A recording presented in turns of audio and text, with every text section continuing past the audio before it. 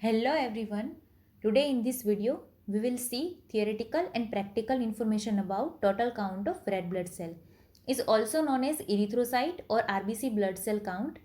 Let's see the content about this practical. It's include 5 points. First one is clinical significance and principle. Second one is normal value and requirements. Third one is procedure. Fourth one is calculation and fifth one is result and conclusion. Let's see clinical significance. In this clinical significance, we need to know that what is the normal range for blood count.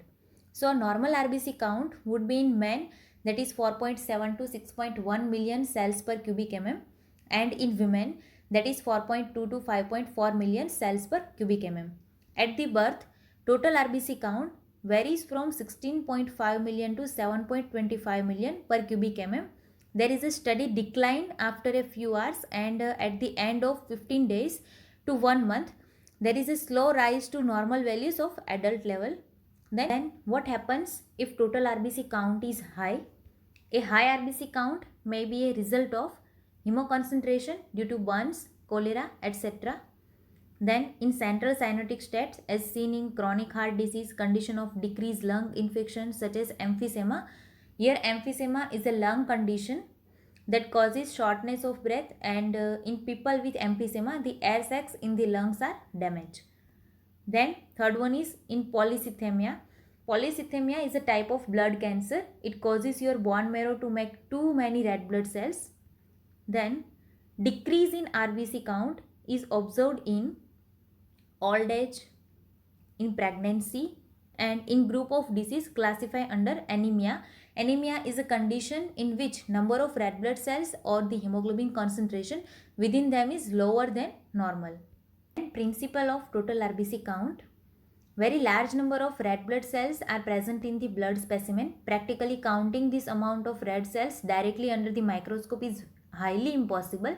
So, the red blood cells are counted by using a special type of chamber designed for the counting of red blood cells in the specimen, known as hemocytometer or Neuber's chamber. For this, the blood specimen is diluted usually in 1:200 ratio with the help of RBC diluting fluid, which preserve and fix the red blood cells.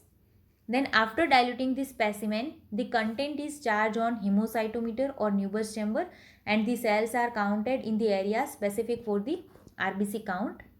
Then what is the normal range for RBC count? Here the normal values of red blood cells shown in per cubic mm.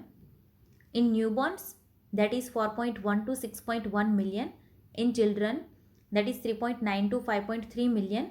In adult males, that is 4.5 to 6.0 million.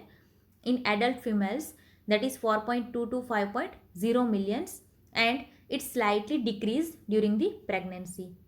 Then materials required for the total red blood cell count.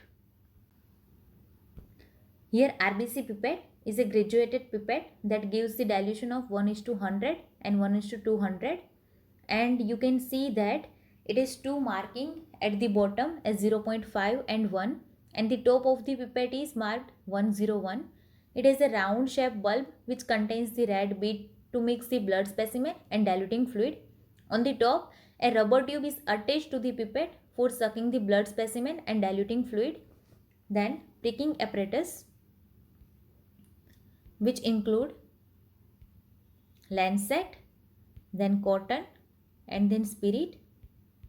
Then another requirement is cover slip, Neuber's counting chamber, then RBC diluting fluid is also known as Helms fluid, and compound microscope. Let's see the composition and function of RBC diluting fluid or Helms fluid. It contains sodium sulfate 2.5 gram, which prevents aggregation of RBC or Rouleau's formation. Sodium chloride 0.5 gram, which maintain isotonicity of fluid.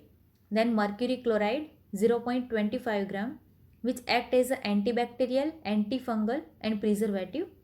Then water 100 ml act as a solvent. Now let's see the steps of procedure. Now we will look at the steps of this procedure one by one with the performance. First, take about 9 to 10 ml RBC fluid or Haems fluid in a test tube. Then prick the finger after cleaning it with spirit swab over the pricking area. Then wipe off the first drop of blood, suck the next drop in RBC pipette exactly up to 0.5 mark, taking care that there should be no air bubble. If excess blood has been drawn, remove it by touching the pipette on the cotton swab very carefully.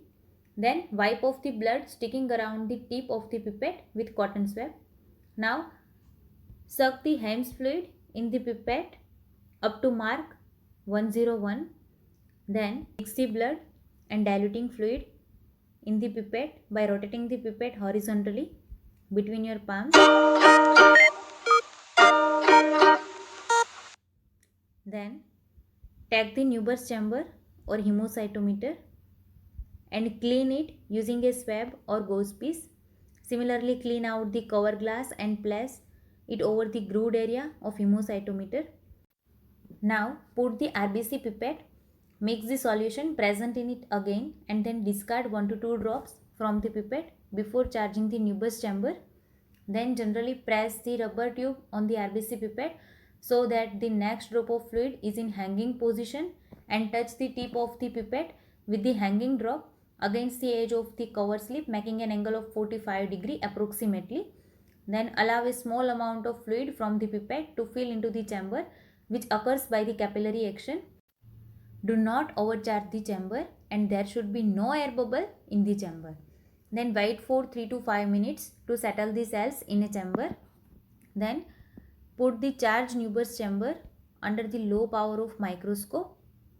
With the help of fine focusing, see that there should be uniform distribution of RBC. First, see the cells in 10x lens. Focus the ruling using the 10x objective lens and then count the RBC in 5 small squares of the central square. This one is central square. Then count RBC in 4 corner and 1 central square like N1, N2, N3, N4 and N5. Then this red box is an area of grid where RBCs are observed. Later count RBC in 40x or 45x lens. Here you can see that there are 16 small square in each medium size square. So the total small square are 80. Then this is the microscopic image of red blood cell under 40x lens. Then rules for the counting the cell. Here counting is started from left and upper border of square. Among the triple line, central line should be considered as the main line for counting of cell. Then count RBC in the L-shape method. Do not count cells touching top line and right line. This is to avoid double counting. Then count the RBC if it's present on or inside of the middle line of triple border of a square. Then don't count RBC which are outer side of the middle line. Let's see the observation table. After counting RBC in 4 corner and central square, total number of cells present in N1 square is 109. Then total number of cells present in N2 square is 115. Then total number of cells present in N3 square is 130. Then total number of cells present in N4 square is 120. Then total number of cells present in N5 square is 126. Then calculation. How to calculate the total RBC count?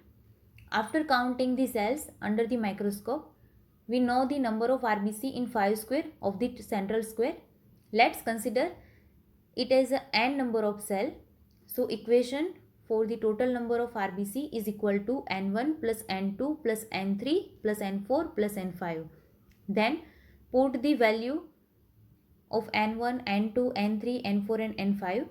So total number of RBC is 600. Now the value of the fluid inside the chamber is the product of area and depth of the Newber's chamber. Now apply this formula to get the total red blood cell count, that is N multiplying dilution factor divided by area multiplying depth, where dilution is equal to 1:200, that is 200. Then area counted is equal to 5 divided by 25 is equal to 1/5 square mm.